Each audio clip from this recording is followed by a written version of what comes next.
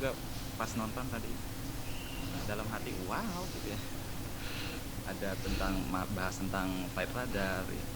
Dan juga tadi ada praktek uh, kirim pesan lewat Wimos ESP8266 gitu ya. Saya juga pernah praktek gitu, dan pada saat pertama kali berhasil itu menambah excited gitu ya. Saya akan langsung aja, saya menggunakan slide di sini, cuman slide-nya simple ya. Saya akan bahas tentang sama juga peran IoT di masa pandemi. Slide saya kelihatan kan ya? Jadi ya kelihatan bang. Ya, jadi sebelum nggak full ya, sudah full HD. Jadi sebelum saya bahas tentang peran IoT di masa pandemi ini, mungkin saya bakalan cerita ke belakang tentang yang ada kaitannya kenapa saya bisa ada di YouTube gitu ya. Jadi jauh sebelum itu, pada saat SD gitu ya, sekolah dasar gitu, mungkin semua teman-teman ngalamin juga. Jadi di SD itu inspirasi saya gitu ya, ada mata pelajaran yang namanya keterampilan gitu ya, keterampilan. Mungkin semua pastilah SD ada keterampilan gitu. Dan di sana kita bebas untuk membuat apapun. Waktu saya SD itu mulai dari kelas 3 kalau nggak salah. Jadi bu guru itu bilang, ini besok tolong bawa keterampilan. Kalau anak SD pertama kali dikasih gitu, keterampilan itu apa? Itu saya nanya ke orang tua, keterampilan itu apa?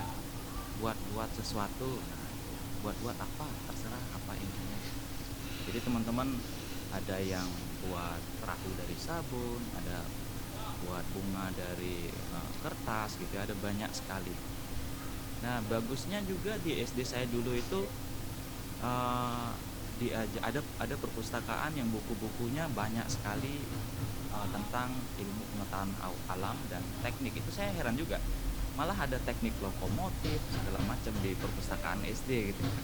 Itu saya baca-baca semua. Terus pada saat pelajaran keterampilan, akhirnya saya ada inspirasi bikin-bikin seperti itu gitu. Buat mobil-mobilan, biasalah kotak sabun dikasih roda, tapi daya dorongnya pakai balon. Nah, seperti itu. Inspirasi yang saya dapat dari SD itu terusan akhirnya dari kata-kata yang, keterampilan itu apa sih? Simple kata-katanya, keterampilan itu buat apa aja. Nah, dari situ inspirasi saya untuk menjadi seorang yang bisa buat. Nah, itu dari awal. Terus mungkin kelas berapa gitu ya, kelas 4 atau kelas 5 ada pelajaran ilmu pengetahuan alam yang sekaligus juga ada praktikumnya. SD ada praktikum sederhana seperti kita mainin kaca pembesar ke sinar matahari, terus kertasnya terbakar kayak gitu ya. Terus ada juga praktikum tentang nyalain bohlam pakai baterai, terus ada saklarnya. Terus juga kita praktikum bagaimana menciptakan medan magnet dengan paku yang dililitkan kawat seperti itu. Praktek-praktek kecil itu cukup membuat kita, itu saya dan teman-teman di SD itu imajinasinya liar. Wah, ini mau bikin apa nih? Kayak misalkan paku yang dililitkan kawat terus dikasih baterai, ternyata bisa menarik benda seperti besi gitu ya. Akhirnya pada saat itu kita buat palang pintu kereta api. Jadi yang narik palang pintunya pakai paku yang tertarik gitu oleh medan magnet yang dibuat oleh baterai. Itu udah berasa kayak ilmuwan aja. Wah, kita bisa bikin benda bergerak dengan melilitkan kawat. Wah, itu kayaknya indah sekali. Inspirasi masa kecilnya ada teknologi. Nah, semenjak itu saya sudah tanamkan di pikiran bahwa nanti kalau besar saya mau jadi orang yang buat gitu. Sesederhana itu cita-citanya. Terus ya mungkin teman-teman yang sudah pernah ngikutin atau yang belum, bisa dilihat beberapa video yang saya posting agak sedikit random kalau mulai dari awal ya, awal tahun 2009. Itu malah saya baru bangun, berkunjung ke tetangga gitu ya. Nggak ada kaitannya dengan materi yang yang saya posting di YouTube sekarang gitu. Malah pertengahan-pertengahan itu kebanyakan musik ya. Jadi wajar sih memang karena belum ketemu jalurnya gitu ya. Jadi nggak masalah juga. Ini beberapa video yang terbaru teman-teman bisa lihat. Saya banyak sharing tentang IoT juga, beberapa IoT seperti pengaplikasiannya scoreboard wireless ya. Terus itu ada tutorial di awal yang IoT wireless display. Tadi metodenya sudah dijelaskan oleh Pak Ono. Saya juga menggunakan metode yang sama, cuman saya tidak menggunakan komputer. Saya langsung bergerak di hardware ya. Jadi portable dia. Nanti mungkin kalau bisa saya akan coba tunjukin. Nah, selain itu juga tadi sudah disebutkan di channel saya buat teman-teman yang ingin memperbaiki atau mungkin janganlah memperbaiki, nanti meledak. Belajarlah. Jadi awal-awal itu belajar memahami dasar-dasar elektronika. Untuk yang mainan di elektronika atau yang jurusannya elektronika ataupun yang tidak gitu ya. Jadi sebenarnya tujuan saya men-sharing tentang ilmu elektronika yang saya pelajari juga gitu. Maksudnya adalah memancing orang-orang biar tertarik walaupun dia nggak ngambil jurusan elektro. Karena apa ya? Elektronika ini seperti guru saya waktu SMK. Jadi saya SMK elektro pernah bilang bahwa orang elektronika tuh suka berhayal itu lebih bagus. Akhirnya kita murid-murid pada saat itu, kita harus berhayal setiap hari. Jadi kita berhayal. Misalkan zaman dulu nggak ada pesawat, mungkin orang zaman dulu nggak bakalan berpikir manusia bisa terbang di atas gitu ya. Jadi si tukang sepeda bersaudara ya, itu berpikirlah dia ingin terbang. Akhirnya terciptalah pesawat pertama. Nah, seperti itu muncul karena berhayal. Akhirnya mungkin kalau teman-teman nonton beberapa seri Project Arduino di channel YouTube saya itu kebanyakan dari berhayal juga. Jadi berhayal.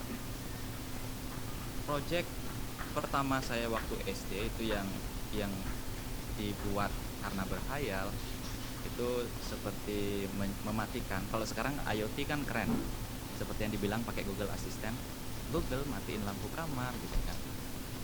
Terus lampu kamar mati. Dulu waktu SD ya belum ada kayak gitu ya. Jadi kita mati lampu, mati. Masih manual kalau zaman SD. Cuman dari segi hardware dulu saya berpikir gimana sih caranya?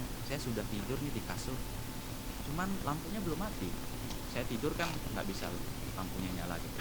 Akhirnya berpikir, mainlah saya ke perpustakaan di SD. Untungnya seperti yang saya bilang, perpustakaan SD ini di SD saya ini agak-agak ekstrim ya. Bukunya banyak buku-buku teknik. Waktu itu ada rangkaian elektronika dan judul salah satunya adalah Switch saklar infrared. Saklar infrared. Apa saklar infrared? Terus saya baca-baca, ternyata saklar infrared ini bisa men-switch power atau tegangan listrik dari sinar infrared yang diterima oleh sensornya. Wah, ini bagus. Ini bisa diterapkan di lampu kamar saya. Akhirnya saya bawa buku itu, saya beli komponennya, saya nggak bisa baca komponen. Jadi saya tunjuk resistor, saya lupa nilai. Saya tunjuk resistor 1, nilainya sekian. Saya lipat kakinya sedikit. Oh, ini berarti resistor pertama. Resistor kedua, saya lipat kakinya agak panjang. Nah gitu. Itu waktu SD, karena kita nggak tahu cara baca komponen seperti apa. Terus untuk transistornya, gimana saya tahu kaki-kakinya kan ada 3 tuh, mana basis, kolektor, emitor. Itu saya masing-masing beli 2. Jadi kalau pasang meledak, berarti kebalik, pasang yang bisa tuh. Seperti itu dulu. Sampai sekarang masih senang suka buat-buat gitu ya. Dan channel YouTube saya untungnya sekarang kebanyakan itu hobi-hobi saya yang saya upload dan juga beberapa kegiatan sehari-hari. Nggak cuma elektro aja, kadang juga kita perbaiki mesin, kita juga kendaraan listrik, tukang kayu, bahkan karaoke juga ada. Nah, sekarang saya masuk ke apa itu IoT. Jadi waktu saya kuliah, ini kuliahnya sebenarnya agak-agak kecelakaan juga saya. Saya SMK jurusan elektro kan, jadi kuliahnya tiba-tiba masuk ke sistem komputer. Wah, biasanya kita di SMK ngidupin komputer itu buka program satu-satunya dan hanya satu, mungkin itu PowerPoint sama PowerPoint sih paling sering. Yang terakhir baru Word. Terus kita dihadapi dengan pemrograman. Saya dihadapi dengan pemrograman. Nah, di situ saya berpikir pribadi, ini pelajaran apa ini? Kita ngetik-ngetik segitu banyak, yang jadi cuma sedikit gitu ya. Waktu itu nilainya jeblok banget. Saya kenal IoT itu di pertengahan kuliah. Cuman saya nggak tahu bahwa itu IoT. Jadi kita belajar membuat aplikasi desktop gitu ya. Mengambil data dari database. Kita belum ngambil data dari cloud, belum. Kita cuma buat database, ambil data, tampilkan ya seperti aplikasi penjualan lah gitu ya. Cuman karena saya hobi elektro pada saat itu, kenal sedikit-sedikit dengan Arduino saya tahu ada komunikasi ke jaringan lewat konektor RJ45-nya, Ethernetnya gitu. Akhirnya saya belajar dikit-dikit koneksiin. Nah, pada saat itu skripsinya jadilah agak apa ya, panjang judulnya. Saya membaca tegangan listrik, arus listrik, terus penggunaan daya. Itu saya gabungkan dengan aplikasi desktop yang saya buat. Jadi database-nya membaca, ada loggernya kayak gitu. Biar keren, biar nyambung aja dengan hobi yang saya buat. Itu belum ada IoT di judulnya. Setelah tamat saya baru tahu, itu ternyata IoT. Itu setelah saya baca-baca. Ternyata pada saat saya kuliah saya kurang baca-baca. IoT itu ternyata sudah lama sekali. Bahkan artikel yang saya baca gitu ya, itu dari tahun 89 sudah ada orang yang mengintegrasikan sebuah hardware ke komputer. Kalau nggak salah itu pemanggang roti gitu ya, saya baca di artikel. Nah, sederhananya IoT itu perlu apa sih? Kalau IoT yang namanya Internet of Things, kita mungkin, saya pada saat itu awam masih Internet of Things, internet berarti ini ada kaitannya dengan internet. Iya, sebagian besar proyek-proyek sederhana yang ada di example code di software Arduino, mungkin teman-teman yang belum pernah coba Arduino, itu download software Arduino kan, terus boardnya ditambah seperti yang dilakukan Pak Ono tadi di file tambah boardnya itu, sehingga Wemos atau Node MCU 12E sekian itu ada muncul. Cuman kalau kita install Arduino standar itu nggak muncul teman-teman, jadi harus tambah board dulu. Itu kebanyakan koneksinya internet ya. Ada juga yang lokal, seperti misalkan coba web client, web server, itu bisa dilakukan lokal, nggak harus koneksi ke internet. Tapi itu salah satu koneksi yang bisa dilakukan melalui WiFi, karena MCU kan komunikasinya WiFi. Dari sebelum bisa kita koneksi ke internet, biasanya saya sendiri juga nyoba-nyoba di jaringan lokal dulu. Nah, jauh sebelum adanya internet, jadi zaman-zaman saya sekolah peralihan SMK ke kuliah, itu populer SMS ya, populer SMS. Jadi karena kita sekolah elektro kan, ada job-job sederhana gitu. Aku bisa bikin alat yang matiin lampu lewat SMS. Ada humor-humor kayak gitu kan. Oh, gimana caranya? Ketik aja SMS, "Mak, matiin lampu," kayak gitu. Sering ada humor-humor kayak gitu ya. Tapi ternyata humor-humor kayak gitu itu bisa diwujudkan. Karena apa? Humor itu kan yang muncul, kirim aja SMS ke mama kamu, "Matiin lampu dong." Itu kan sebuah hayalan. Jadi anak elektro itu berhayal dulu, baru dipecah hayalannya per blok dan wujudkan satu persatu, akhirnya jadi alatnya. Nah, seperti itu. Itu sebenarnya urutan-urutan. Kalau misalkan saya buat alat, urutannya seperti itu ya. Jadi menghayal dulu, hayalannya terus dipecah, diwujudin satu-satu atau dicoba satu-satu. Misalkan kita main coding, dicoba codingnya satu-satu, barulah codingnya digabung. Nggak ngoding secara keseluruhan. Kalau itu biasanya error, kita bingung gitu ya. Apalagi kita main copy paste coding yang ada di internet, satu blok gitu, kadang error, kita bingung. Tapi kalau kita buat codingnya per blok, atau janganlah buat, kita copy codingnya, fungsi codingnya per blok, terus kita mengerti, maka kita akan gampang untuk menggabung. Dan kalau error pun kita juga troubleshootingnya gampang.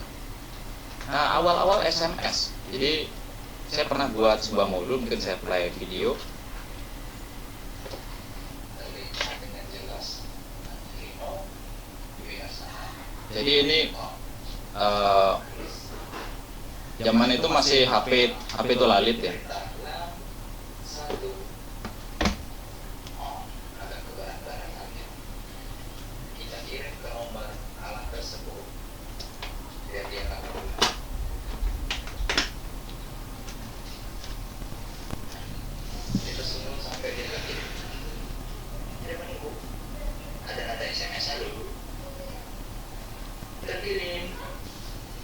Lalu dia akan membaca SMS tersebut.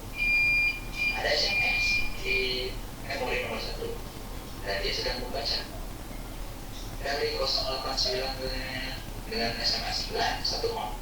Wah, tidak sadar lampu di sini menyala. Hebat sekali ya. Dengan beritakan 1 on. Wah, apa ini? Satu pesan diterima. Dia akan menghapus SMS. Coba kita lihat. Lampu selalu sudah menyala. Nah, zaman itu HP tulalit masih keren ya. Jadi kalau sekarang saya tunjukin mungkin kelihatannya jadul banget. Zaman itu mau menyalakan sesuatu pakai SMS tuh keren banget. Jadi udah kayak, wah ini kayak profesor aja bisa nyalain lewat SMS beneran, nggak cuma bercandaan gitu ya. Padahal prosesnya simpel teman-teman. Jadi kalau dulu ada yang tahu HP Siemens ya, Siemens berapa gitu, C5, komunikasinya serial. Teman-teman HP jadul itu bisa keluarkan komunikasi serialnya, terus baca di microcontroller secara serial. Logikanya simpel. Jika ada karakter yang masuk sesuai, misalkan tadi kan lem 1 on, jika karakter yang masuk adalah lem 1 on, maka gitu ya, seperti di yang software Pak Ono tadi, website Pak Ono tadi yang menjelaskan coding Arduino menggunakan blok-blok gitu ya. Kita cuma menyalakan sesuatu dengan memberikan sinyal high di pin berapa. Sesederhana itu teman-teman. Jadi zaman dulu SMS masih sangat populer. Jadi istilahnya SMS gateway ya. Kalau sekarang mungkin teman-teman pernah nonton atau dengar berita mobil yang dikendalikan jarak jauh dengan sinyal 5G gitu ya. Bayangkan kalau mobilnya dikomunikasikan, dikontrol dengan SMS gateway, belok kiri, SMS-nya nggak nyampe-nyampe, udah nabrak duluan mobil. Nah seperti itu. Mungkin semakin berkembangnya zaman, kecepatan transfer data itu semakin bagus lagi. Nah kalau sekarang internet secepat apa sih? Jadi seperti yang tadi sudah dipertanyakan juga, ada yang nanya tentang aplikasi Blink ya. Blink itu kalau kita males bikin server, kita bisa numpang server yang lain seperti Blink. Nah, ini salah satu proyeknya. Jadi ini proyeknya menggunakan ESP8266 yang boardnya itu tentunya dibuat sendiri. Kenapa dibuat sendiri? Kenapa nggak pakai Node MCU? Agar ini bisa dijual gitu ya.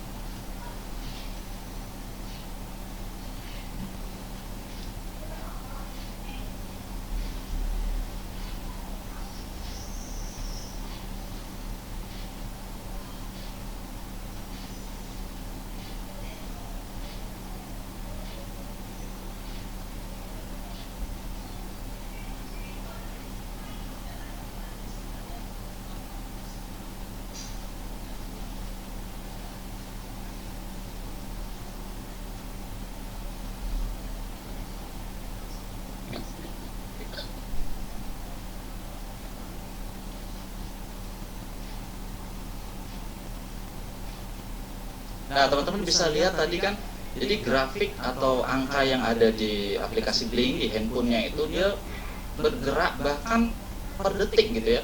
Berbeda dengan saklar SMS tadi. Itu saklar SMS-nya ada suhu juga sebenarnya, bisa monitoring dari suhu. Cuman pada saat kita ngirim SMS, mengirimkan SMS saja perlu waktu. Belum lagi misalkan kalau SMS nggak sampai gitu ya, pulsanya mungkin habis gitu. Cuman kalau internet, kayaknya di masa depan tuh internet bakalan lumrah gitu ya.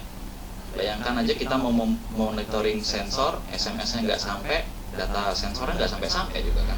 Sedangkan ini Salah satu contoh IoT yang menggunakan akses data dari internet, dia bisa seperti real time. Kita mau taruh di mana, bahkan itu saya pasangkan baterai bisa portable. Mungkin seperti yang tadi dijelaskan Pak Ono, ada GPS tracker, mungkin portable pakai baterai, ada magnetnya, saya tempel di mobil orang gitu ya. Nggak ditahuin kan, portable soalnya. Nah seperti itu. Apakah tadi kan ada SMS? Apakah kita bisa menggunakan modul SMS untuk project IoT? Ya, jadi sudah dijelaskan juga kan ada beberapa metode menggunakan walkie-talkie ada tadi ya. Dulu saya menggunakan modul GSM itu cuma sebagai SMS, telepon gitu ya. Jadi kontrol menggunakan SMS, ada sensor melebihi dari ketentuan dia nelpon balik operatornya gitu ya. Ternyata dari modul GSM itu kita bisa aktifkan mode GPRS-nya. Jadi kalau kita aktifkan mode GPRS-nya, cuma ngirim beberapa tulisan aja itu cukup, nggak usah 5G gitu ya, untuk mengirimkan angka beberapa baris, beberapa digit gitu ya, nggak masalah. Nah, peranan IoT di masa pandemi ini seperti apa gitu ya? Saya kerja di tempat saya ini sekarang, selama masa pandemi ini orderan gitu ya, pesanan-pesanan yang datang itu kayaknya berubah ya. Berubah. Awalnya kontrol-kontrol biasa, sekarang kontrol-kontrol yang ada singgung-singgungannya sama internet. Seperti salah satu contoh, misalkan ada perusahaan yang dia itu bergerak di jual beli air gitu ya. Jual beli air lah. Dia punya wadah air, tandon air yang cukup besar di bawah tanah, dan lokasinya agak jauh dari kantor utamanya. Nah, kadang dia untuk menyalakan pompa, terus untuk memantau level airnya, dia harus manggil petugas yang di kantor utama ini untuk ke sana. Bang, kamu ke sana dong, cek airnya. Itu di tangki 1, 2, 3, levelnya lagi berapa sih? Masih enggak? Nah, seperti itu. Ini jauh agak ke dalam tangkinya. Dari kantor utamanya. Nah, pada saat itu si operator ini datang, saya mau alat nih yang bisa memantau level air. Kalau mantau level air ada banyak, tapi mantau level airnya tuh bisa saya cek di HP. Nah, ini udah ada kaitannya dengan apa nih? Bapak mau apa? SMS. Oh, kalau SMS pakai pulsa? Iya pasti. Nah, nggak mungkin dong kalau setiap dia gini ngabisin pulsa terus, apalagi kalau biaya SMS-nya mahal.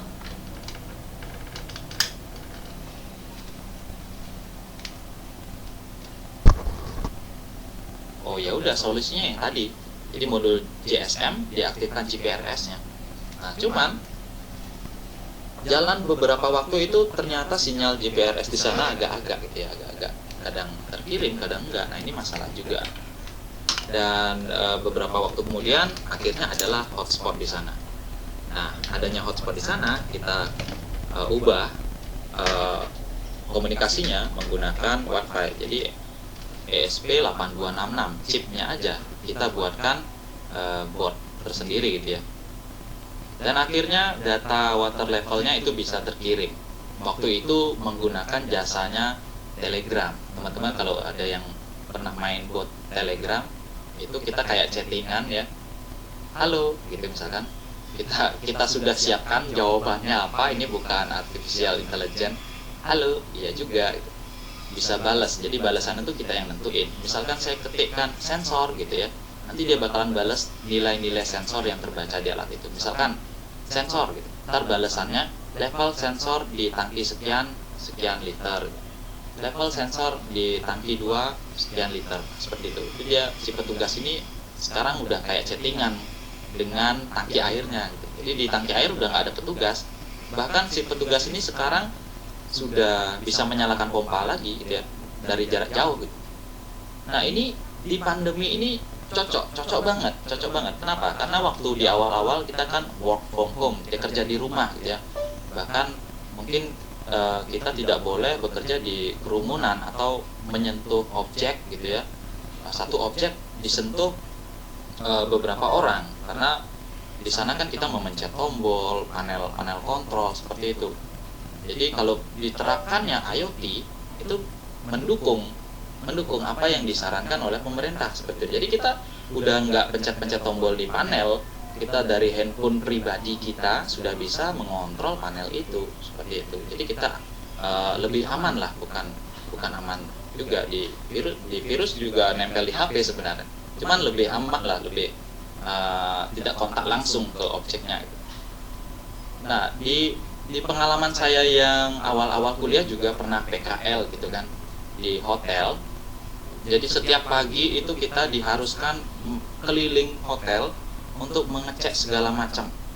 Jadi level solar untuk penghangat air kita cek setiap hari, terus suhu freezer juga kita cek, dan juga pH kolam renang kita harus cek, keliling, semua keliling. Meteran air, meteran listrik semua kita keliling. Dan itu kan sebenarnya dengan adanya sistem IoT seperti sekarang bisa diminimalisir gitu ya.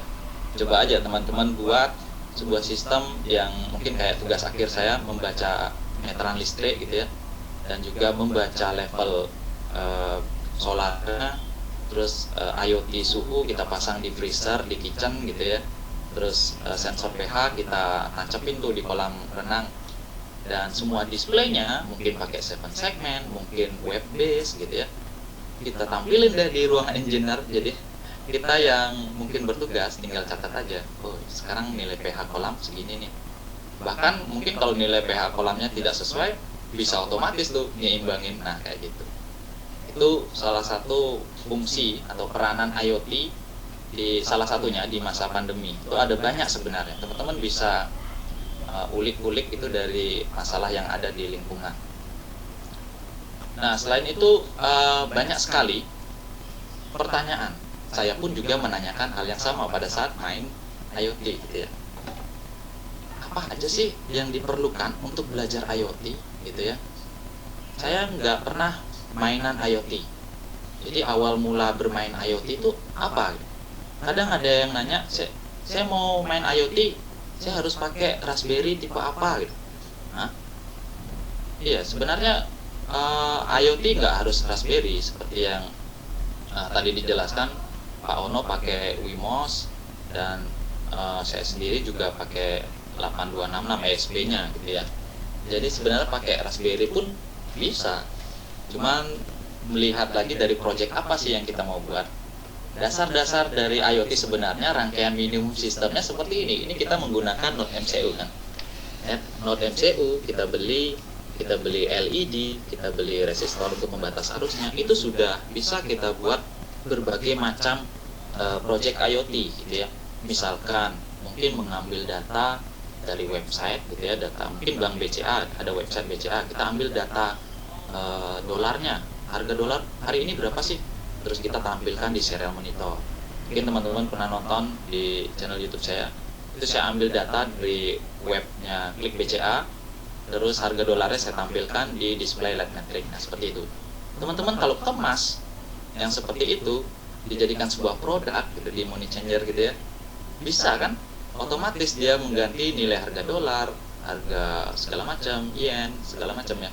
Itu bisa otomatis.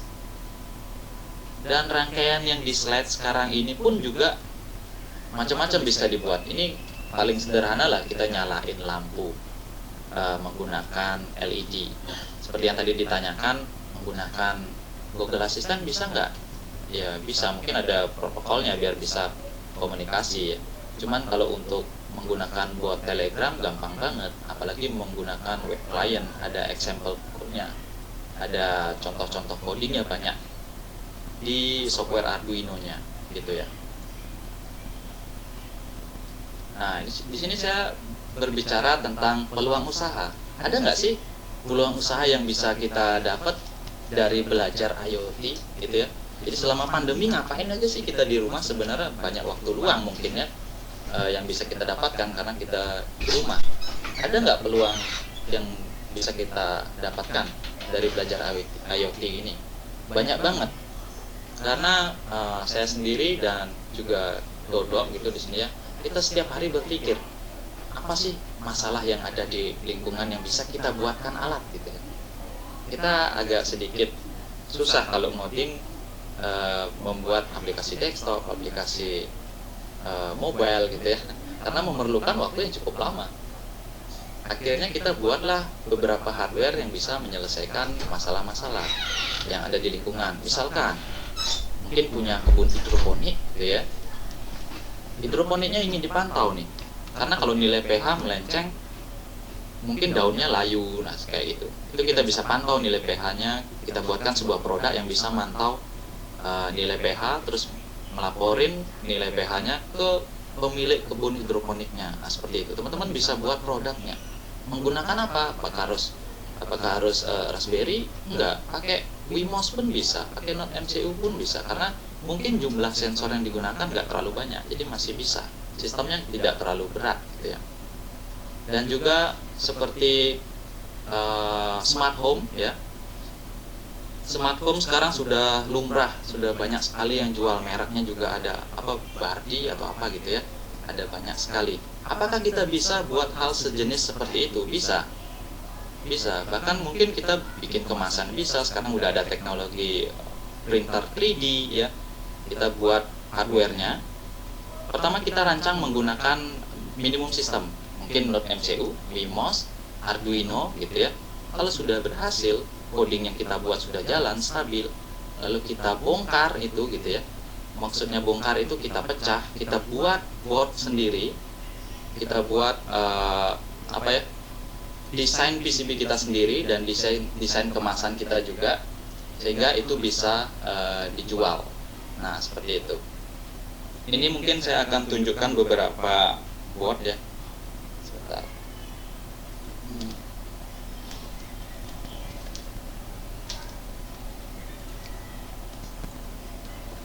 Oke.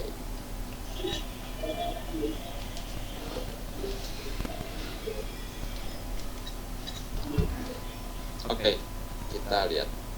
Saya mau tunjukin beberapa board yang sudah pernah saya buat. Jadi teman-teman kalau bermain Arduino gitu ya, apakah kita bisa membuat Arduino sendiri untuk project kita? Mungkin branding. Jadi teman-teman tamat dari kuliah, ada basic untuk mendesain PCB, bisa buat produk teman-teman sendiri. Seperti ini mungkin teman-teman kenal yang namanya adalah Pangerino. Pangerino dari Dwi Arsana. Arduino dijual bebas. Pangerino buatan Dwi Arsana dari desa Panjer gitu maksudnya. Lalu ada yang bertanya, apa sih kelebihan dari Pangerino dengan Arduino lainnya? Jawabannya sama, nggak ada kelebihannya ya.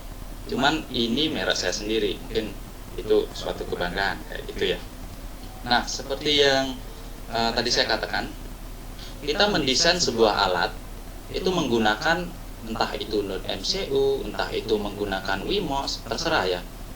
Ini misalkan saya sudah berhasil membuat sebuah display mesin antrian, mungkin pernah ada yang nonton. Codingnya sudah benar, menggunakan metode client server gitu ya. Gimana cara ngodingnya? Saya juga sebenarnya nggak terlalu paham. Saya membuat sebuah produk itu berdasarkan dari example code atau coding example dari Arduino-nya sendiri. Karena dari example code itu bisa kita edit, ternyata berubahnya seperti ini. Coba kita tambahin ini, oh ternyata berubahnya jadi ini gitu ya. Sudah berhasil, terus kita cari skematik dasar, terus kita buatkan produk baru gitu. Seperti misalkan ini sudah produk baru yang teman-teman bisa lihat chipnya menggunakan ESP8266 juga. Jadi tinggal saya solderin aja deh di sini nanti. Terus ada 2 relay sudah dalam satu PCB ya, dan mereknya dwiarsana.com. Bisa mereknya nama-nama teman-teman ya, bisa namanya udin.com atau macam-macam ya. Jadi teman-teman punya produknya sendiri nanti, dan ini tinggal dibuatkan casing seperti ini ya. Nah, seperti ini casingnya, kita tinggal desain suka-suka aja karena ada teknologi 3D printer sekarang.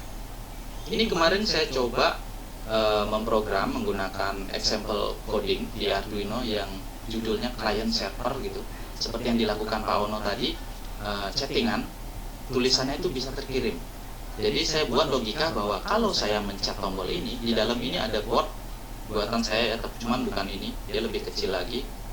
Jadi kalau saya buatkan logika, kalau saya pencet tombol ini, dia akan mengirimkan chatting gitu ya, tulisan huruf A1 ke server. Servernya apa? Servernya berupa hardware juga. Servernya berupa hardware juga di sini ya, tapi sudah terpasang di display, nanti kita akan coba.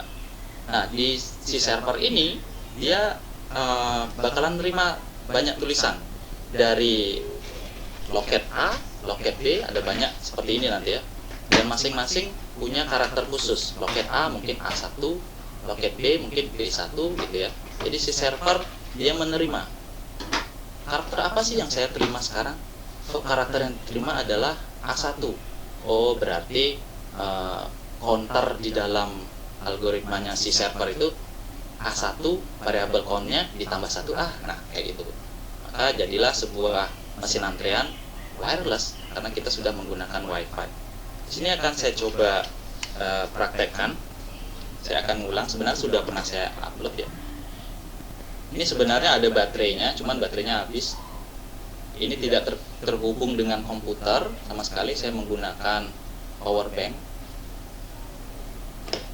Saya colokin dulu. Lampunya kedip-kedip. Nah, ini udah kayak gini aja, apa namanya, di film-film kartun aja. Nah, ini ada angka ya, display ini komunikasinya I2C ke ESP8266. Ini saya nyalakan. Terus displaynya juga menggunakan Wi-Fi. Saya akan pindah kamera.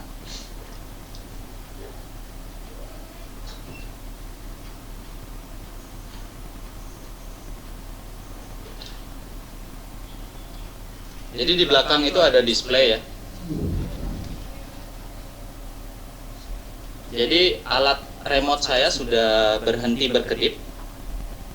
Jadi saya buat program, kalau belum terkoneksi dengan si server, kedip terus lah, kayak gitu logikanya. Kalau sudah terkoneksi, diamlah, jangan kedip gitu. Logikanya seperti itu. Ini udah kedip ya. Dan angkanya ini bakalan mirip dengan yang di belakang. Saya akan coba pencet. Nah, kayak gitu. Ini nggak nyambung ke komputer. Ini sudah wireless ya. Jadi ini salah satu penerapan apa yang tadi dilakukan oleh Pak Ono menggunakan, kalau saya client server.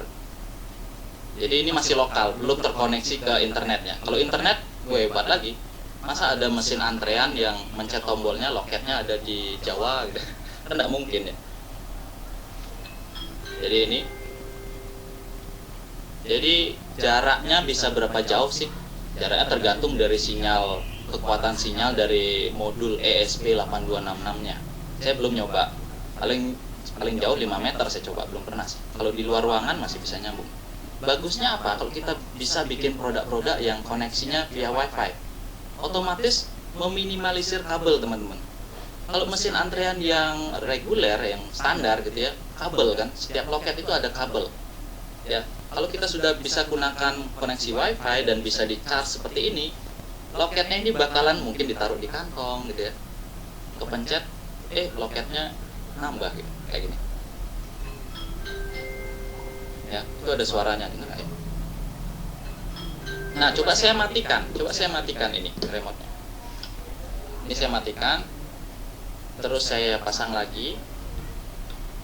Ini kedip lagi kan. Displaynya belum tampil. Nah, terus kalau sudah tampil, si klien ini bakalan ngambil data dari si server. Server, sekarang angkanya berapa sih? Nah, kayak gitu. Dia chattingan. Sebenarnya dia chattingan, cuman kita nggak ngeliat dia chatting apa sih, kayak gitu ya. Jadi dia chatting ke server, data sekarang di variabel loket 1 berapa sih counternya gitu. 4, dikirimkan angka 4 ke sini, maka di sininya angkanya bisa 4. Nah, seperti itu. Ini bagus buat teman-teman yang jomblo ya. Jadi buat chatting server gitu ya, pura-pura namanya siapa gitu ya, halo gitu, nanti kan dibalas halo juga, aku dibalas nih sama pacarku, kayak gitu ya. Mungkin suatu solusi buat teman-teman. Nah, seperti itu. Jadi ada banyak sekali yang bisa kita buat menggunakan Wi-Fi, Node MCU, Wemos. Sering ada yang bertanya, saya ada tugas disuruh menggunakan Wemos gitu misalkan. Ini sering banget pertanyaan seperti ini. Terus kebetulan di toko kita itu kita nggak punya Wimos. Yang kita punya adalah ID IoT buatan Wiasana dan juga Node MCU. Terus saya tawarkan Node MCU, nggak bisa, harus pakai Wimos. Sebenarnya kalau kita telusuri lebih dalam gitu ya, kita lihat gitu, ternyata Wimos itu juga menggunakan ESP8266 yang chipnya sama seperti alat yang ini. Ini saklar WiFi, produk saklar WiFi saya menggunakan ESP8266 juga. Terus ini Node MCU menggunakan ESP8266 juga. Apakah Node MCU ini bisa dibuatkan saklar WiFi saya? Bisa. Jadi teman-teman harus beli modul relay ya. Beli modul relay, terus apa lagi? Terus ada LED mungkin. Beli modul LED. Otomatis kalau ada LED harus ada breadboard juga. Jadi banyak komponen yang tertempel kalau kita menggunakan Node MCU. Otomatis kalau banyak kabel, banyak modul, kita nggak bisa jual ini ke orang yang memerlukan. Misalkan ada perusahaan, bikinin dong aku saklar WiFi. Kita nggak bisa jual kalau banyak kabel. Begitu dibuka kotaknya banyak kabel gitu ya, nggak mungkin kan. Maka dari itu teman-teman harus punya skill untuk membedah rangkaian itu dan membuat sendiri produk teman-teman. Mungkin baru dilihat rangkaiannya, wah ini Udin.com ini perusahaan mantap nih, PCB-nya bikin sendiri, nah kayak gitu misalkan. Itu salah satu peluang usaha di zaman sekarang, lagi pandeminya nih. IoT lagi gencar-gencarnya, semua serba kontrol jarak jauh seperti itu. Nah mungkin dari saya seperti itu dulu, saya nggak bisa cerita banyak. Kalau praktek juga waktunya sangat mepet sekali, saya serahkan waktunya ke moderator.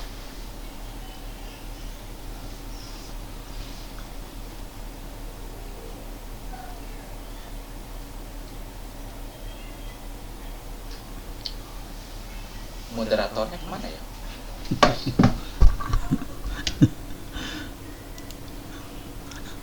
Moderatornya hilang. Enggak, mungkin lagi istirahat Pak. Stres, udah handle langsung. Pertanyaan udah banyak banget loh, pertanyaan bagus-bagus. Oh iya, pertanyaan juga banyak ini. Cek. Ini ada yang bertanya apa? Saya baca aja ini pertanyaannya. Halo, assalamualaikum. Ya, waalaikumsalam.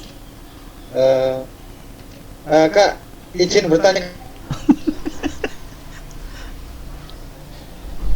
Oh, langsung dimut ya. Ya udah tanya. Itu aja tuh, baca aja tuh, baca. Oh, Halo, iya. assalamualaikum. Halo, assalamualaikum. Iya, waalaikumsalam. Kena mute lagi. Mungkin saya baca ini dari Afif ya. Selamat siang Bli, saya Afif ingin bertanya tentang desain PCB untuk orang yang backgroundnya bukan elektro. Belajar dari mana ya Bli? Jadi backgroundnya matematika programming. Jadi saya sharing sedikit. Pada saat saya SMK, jadi SMK jurusan elektro memang. Cuman kita belajar bikin PCB itu masih menggunakan spidol ya, belum menggunakan software. Jadi kita dituntut untuk belajar sendiri pada saat itu. Sebenarnya kalau kita cari tutorial bagaimana menggambar PCB itu jarang banget ada di YouTube ya. Jadi saya sendiri pun mau belajar membuat layout gini gitu ya, itu jarang banget.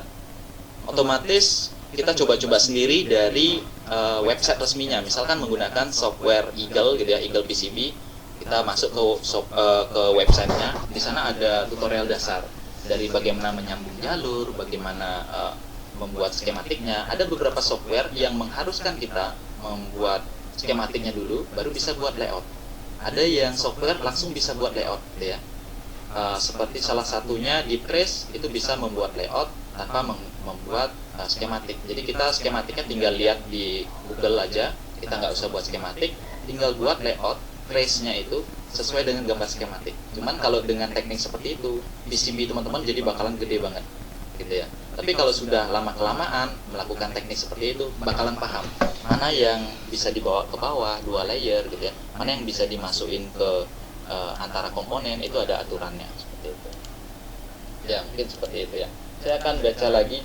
Kak, yang halo. Ya, halo. Kak Dwi Arsana. Ya. Assalamualaikum warahmatullahi wabarakatuh. Waalaikumsalam. Kak, panitia yang sudah memberikan kesempatan, Kak Dwi Arsana selaku narasumber, dan tadi Pak Ono tadi Pak ya, Pak Ono Wipurbo sudah menjelaskan. Untuk pertanyaan Kak, sebelum ke pertanyaan ada beberapa hal penting yang mau saya sampaikan Kak Dwi Arsana nggih. Mengenai pengembangan teknologi Internet of Things. Bahwasanya sekarang memang tren pandemik ini membuka peluang yang sangat signifikan di teknologi IoT, Arduino, dan microcontrol. Pengembangannya cukup luar biasa, mulai dari komponen, skematik, layout, maupun tata letak komponennya Kak. Nah, yang menjadi pertanyaan ini Kak, selama pengalaman saya merakit, mengoprek-ngoprek ya sebuah project IoT ini, saya memilah-milah ini mengenai pembuatan ini convert ke layout Kak. Kita kan biasanya kan menggunakan software yang namanya Eagle ya Kak ya, terus Altium. Ada lagi yang versi portable itu yang sedikit bisa Kak ya, juga bisa untuk benar. Penggunaan IoT lah. Pertanyaannya Pak, di PCB kan ada istilah mirror Kak ya.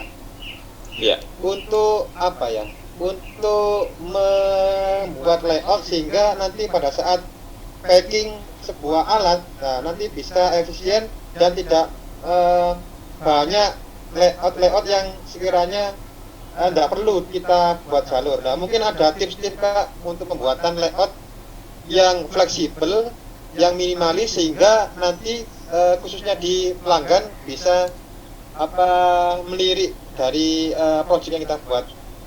Mungkin itu yang Kak yang bisa saya sampaikan. Terima kasih. Satu lagi Kak, untuk istilah Internet of Everything itu pengembangan di Indonesia ini apakah sudah mulai Kak ya? Sama IONT itu apa sudah mulai? Terima kasih. Assalamualaikum warahmatullahi wabarakatuh. Ya, dari Muhammad Lukman kalau nggak salah ya. Jadi untuk pengembangan IoT ya sudah cukup lama. Seperti yang saya juga terangkan, pada saat saya membuat tugas akhir itu terkoneksi ke jaringan sebuah hardware dan software aplikasi desktop, saya malah nggak tahu bahwa itu IoT gitu ya. Padahal itu sudah menggunakan jaringan dan internet. Seperti itu sudah berkembang lama, dan produk-produk IoT juga sudah lama sekali ada ya.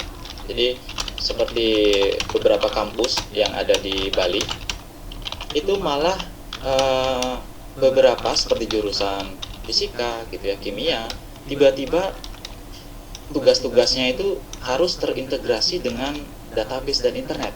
Nah, otomatis kan bingung, kayak kimia apa ya? Ya udah sensor alat-alat kimia, mungkin database-nya di logger menggunakan database lokal atau apa di website seperti itu ya. Nah, untuk masalah PCB, bagaimana caranya biar bisa ringkas gitu ya? Karena kadang kalau kita menggambar sebuah layout PCB dari skematik yang ada di internet, skematik itu kan memang sengaja tuh besar-besar komponennya biar bisa jelas dibaca dan jalurnya juga bisa kelihatan jelas. Nah, pada saat ditransfer ke layout, pembuatannya itu nggak harus fix seperti di skematik gitu ya, nggak harus kotak gitu ya, di atas positif, di bawah negatif, nggak harus seperti itu. Harus tata letaknya itu harus dimepetkan sesuai dengan fungsinya. Misalkan konektor power DC, konektor power DC itu mau kemana jalurnya? Konektor power DC umumnya itu pasti ke IC regulator, misalkan 7805. Otomatis nggak mungkin IC regulator 7805 kita taruh berjauhan, otomatis mungkin dekat konektor. Misalkan kita ada LED power, nggak mungkin kita LED power kita taruh berjauhan dengan konektor powernya gitu ya. Misalkan kita colokan powernya di sini, LED powernya di dekat relay, ntar malah si pembeli produk malah ngira relaynya nyala nih, ada LED yang nyala di sebelah relaynya. Nah, kayak gitu. Jadi sesuai fungsinya aja.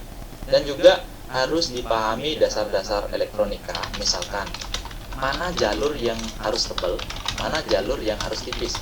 Nah, tebal tipisnya ini berpengaruh dari daya hantar arusnya gitu ya. Misalkan kita mau buat sebuah saklar wifi. Jalur relaynya itu kita buat tipis, jalur kontaknya ya, NONC-nya. Padahal si relay ini nanti bakalan ngangkat beban mungkin 80 watt. Kalau kita buat jalur tipis, ya mungkin nanti bisa jalurnya kebakar, putus gitu ya. Nah, itu harus sesuai juga. Misalkan kalau kita buat sebuah rangkaian digital, jalurnya tipis itu nggak masalah karena arusnya kecil banget. Jadi tipis di sinyal digital nggak masalah. Dan juga diperhatikan kalau misalkan sinyal digital terlalu mepet dengan rangkaian yang frekuensi, itu bisa interferensi. Itu harus, makanya ada kalau teman-teman bongkar motherboard gitu ya, ada bagian yang di blok groundnya, ada bagian yang jalurnya tipis sendiri. Nah kayak gitu, seperti itu. Itu sebenarnya harus praktek juga, try and error ya. Jadi kita buat rangkaian seperti pengalaman saya membuat sebuah radio ya, waktu SMK bikin sebuah radio. Jalur itu mempengaruhi. Jadi jalur RF-nya dimepetkan dengan power supply, ternyata ada dengung, ada noise, nah kayak gitu. Jadi harus dipahami biar kita bisa memampatkan PCB yang seharusnya bisa sekecil mungkin, bahkan mungkin di atas ada komponen, di bawah ada komponen. Nah gitu ya. Seperti ini ya. Ini teman-teman lihat ada lubang, ya, ada lubang di antena ESP8266-nya. Itu fungsinya biar antenanya bebas gitu. Sederhananya dia bebas memancarkan sinyal. Terus di modul relaynya ini ada lubang juga ya, bentuknya U. Itu karena saya pada saat servis TV ya, pada saat servis TV di bagian power supply itu sering kali ngelihat jalur PCB yang seperti ini gitu ya, runcing-runcing ketemu. Itu untuk kalau petir, penangkal petirnya pasti runcing. Nah, jadi yang kalau di PCB ketemu jalur yang runcing-runcing itu biar listriknya loncat di sana deh gitu. Tapi juga bisa aja dia loncat di tempat lain. Karena apa? Bisa karena debu, bisa karena ada cicak gitu ya. Bisa musuh utama power supply TV itu cicak. Ada cicak sana meledak TV-nya. Makanya di sini saya lubangin karena nanti kalau biar ada debu di sana nggak langsung kena rangkaian digitalnya. Sudah renggang kan. Jadi listrik tegangan tinggi 220 voltnya nggak kena rangkaian digitalnya. Nah kayak gitu. Mungkin itu dasar-dasar yang harus diketahui. Ya kita lanjut. Mungkin ada pertanyaan. Sebelumnya mohon maaf Bang Agung, tadi karena kita dari panitia terkendala sinyal, jadi makanya kita sempat keluar semua Bang, tadi Bang, maaf. Nah mungkin untuk habis ini yang mau tanya lagi bisa langsung lewat kolom chat aja. Ya ini saya ada ya gimana, silakan. Dari Yudianto, Mas B punya contoh proyek untuk hitung pH air asam basa. pH air yang layak minum itu nilainya 7-9 untuk basa, sedangkan untuk pH asam dari air maksimal nilainya 4. Semakin kecil nilai pH asam akan lebih baik.